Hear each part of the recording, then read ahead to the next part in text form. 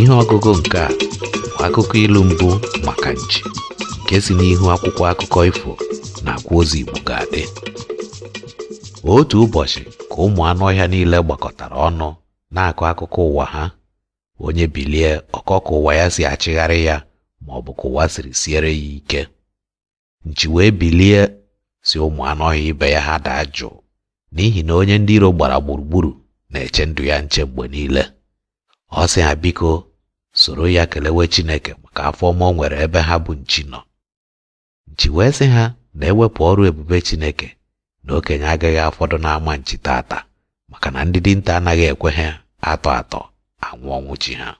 Ụfọdụ n'ime ha anakwaghị agba afọ tupu ụmụ mmadụ ewere ha gbuo awaye ose. Nchi bere akwa arịrị sị ha soro ya rịọwa Chineke ka o mee ka ụmụ mmadụ nwee ntụgharị obi gbasara ha bụ ụmụ anụ ọhịa n'ihi na ọ bụkwaghị sọ nsọ otu bụ nri enwe. Igbo ga-adị. Abụ m Maazị Emeka Agbaga, onye isi Igbo ga-adị.